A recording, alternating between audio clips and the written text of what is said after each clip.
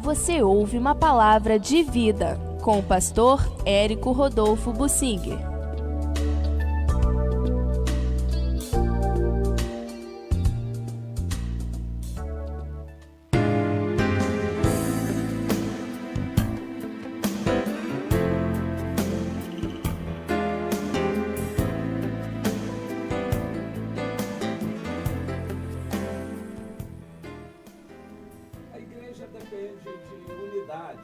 A união faz a força e a comunhão é a maneira de Deus usar o seu povo. Precisa que o seu povo esteja em comunhão. Não bastam reuniões e contatos religiosos de vez em quando. É necessário comprometimento. Comunhão é vida em comum, a nossa vida aberta, transparente, conhecida dos irmãos, e nós conhecemos os irmãos e compromissados nesta comunhão.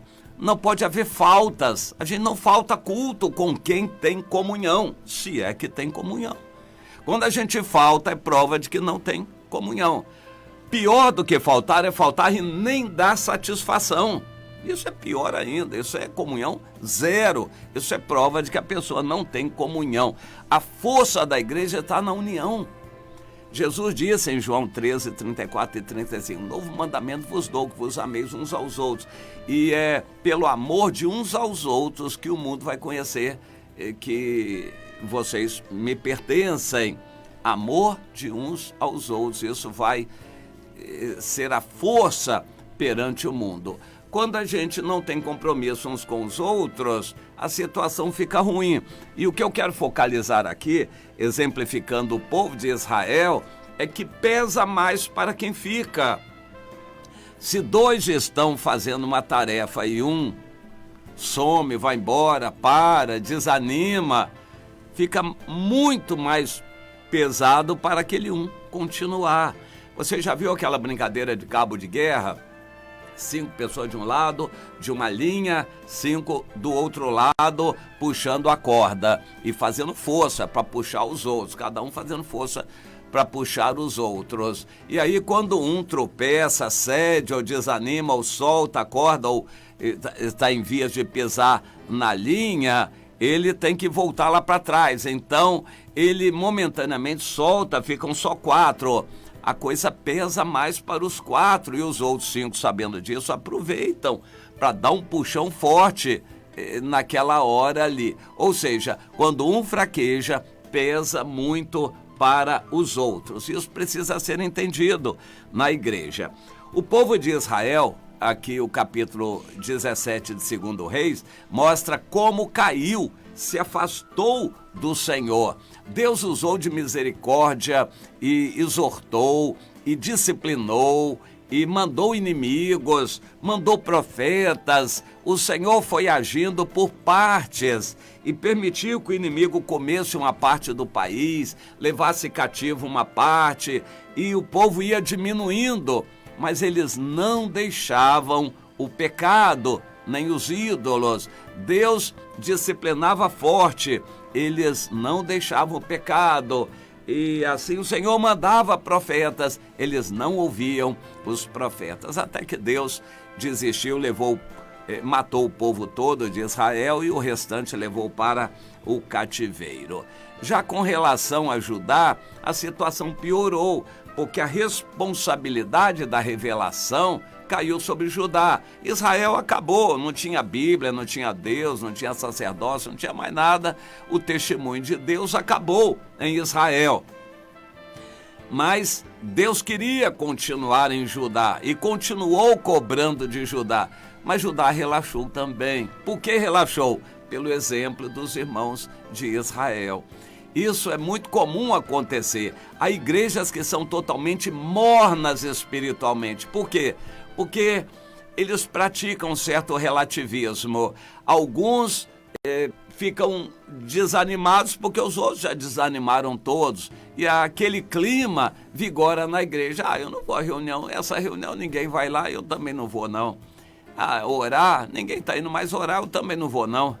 E esse clima infelizmente, está vigorando em muitas igrejas. Eles não entendem o seguinte: se alguém não vai, é aí que eu tenho que orar mais. Se alguém não está trabalhando, eu tenho que trabalhar mais por ele também. O sacerdócio é a compreensão disto. Eu vou orar por quem não ora. Ora, se o irmão está orando, eu não preciso, teoricamente, orar por ele. Eu vou orar por ele porque ele não ora. Ele não está orando, então eu tenho que orar por ele. Se o irmão relaxou, eu tenho que me dedicar mais ainda para suprir a falha daquele irmão, ou a falta mesmo daquele irmão. Você entende? A obra de Deus não pode parar. Alguém tem que fazer. O sacerdócio é isto, é você trabalhar por quem não trabalha. É você orar, interceder a Deus por quem não merece. Se ele merecesse, você não precisava fazer nada por ele. Mas é porque ele não presta, não merece, não está em Deus, está longe de Deus. Então você tem que orar mais por ele. Você entende isto? Mas não é o que acontece. O Judá, Deus diz aqui que o Senhor muito se indignou contra Israel e o afastou da sua presença, e nada mais ficou senão a tribo de Judá. Estou lendo 2 Reis 17, agora 19. Também Judá, olha que notícia triste, mas também Judá não guardou os mandamentos do Senhor seu Deus, antes andaram nos costumes que Israel introduziu. E então o Senhor rejeitou a toda a descendência de Israel e os afligiu e os entregou na mão dos despojadores até que os expulsou da sua presença. Mas Deus é misericordioso e preservou alguns no cativeiro, inclusive um Jeconias, que também é chamado de Joaquim, que não valia um centavo furado em Israel.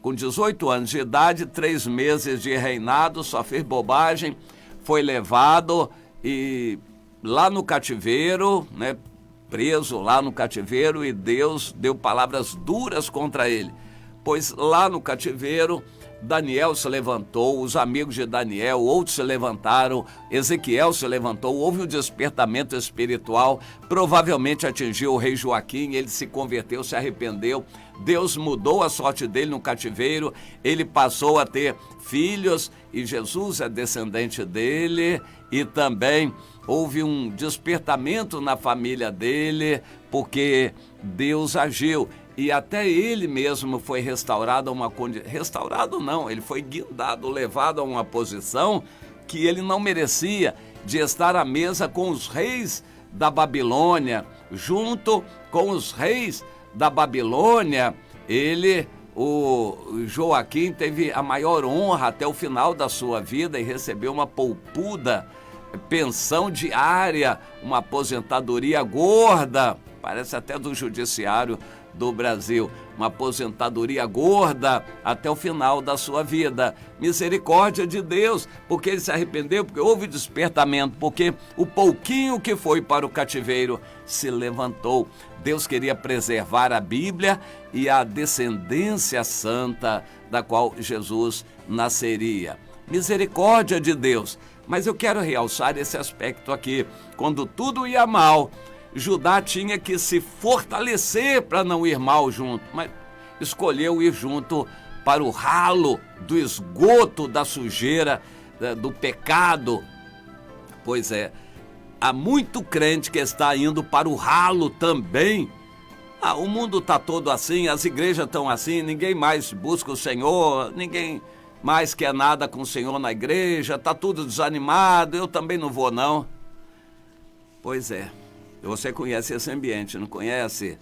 A pessoa que age assim está muito mal. Deus quer um despertamento daqueles que ficam. Não importa se ficar sozinho. Um profeta Elias que se sentiu só. Não importa se você está se sentindo sozinho como Ezequiel lá no cativeiro, ou o profeta Jeremias entre o povo que não queria nada com o Senhor. Mas Deus precisava deles. Jeremias argumentou com o Senhor, em outras palavras, mais ou menos dizendo o seguinte: Senhor, Eu já entreguei a profecia, o povo não quer mesmo ouvir, não está adiantando nada, já são 23 anos que eu venho aqui pregando todo dia e o povo não quer nada, Senhor. Então vamos parar, dá por encerrado este ministério. O Senhor diz: meu servo, eu não te chamei para isso, eu preciso de você todos os dias, ainda que ninguém aceite a palavra. Quando eu chamei você, eu disse isto, que você iria falar para quem não queria ouvir. Se eles não querem, você tem que querer. Não tem que parar, você tem que continuar. Minha irmã, meu irmão, eu quero deixar essa exortação para você. Os tempos são de igreja morna de Laodiceia. A fé está se esfriando de quase todos, o amor também. Por isso, Deus precisa de você mais forte, animado, desperto e renovado. E renovada, minha irmã. Deus quer que você se fortaleça, se levante. Por que você tem se acomodado dentro de casa? Você tem parado de ir à reunião? Eu acho isso uma afronta a Deus e à comunhão. A pessoa faltar uma reunião e nem dar satisfação. E há líderes, inadmissível poder ser considerado um líder que falta a reunião. E o pior, falta e nem dá satisfação. Isso não é comunhão. Mas e daí? Você vê tudo isso e desanima? Não, pelo contrário. Você tem que se renovar no Senhor, fortalecer-se no Senhor.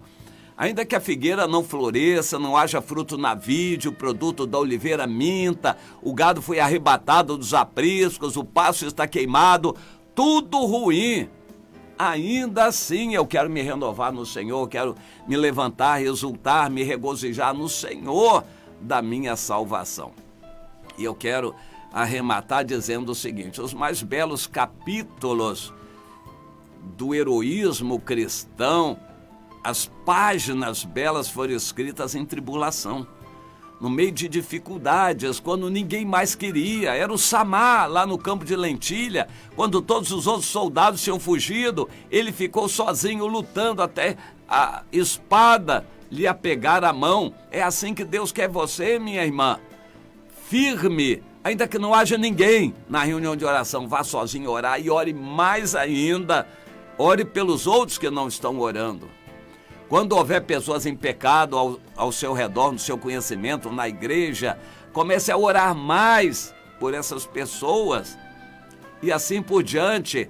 Redobre o seu amor ao Senhor e saiba que o galardão maior está reservado exatamente para essas pessoas que em situações difíceis estão se fortalecendo no Senhor, se levantando e trabalhando mais ainda e amando o Senhor. Se renove no Senhor. Quando você se levantar e se renovar, você vai descobrir que ainda existem 7.000 que não dobraram joelhos a Baal. Você vai descobrir que ainda existem outros que vão se levantar também. Então, se você começar, outros podem ir atrás. Agora, se você se render, você desanima os outros.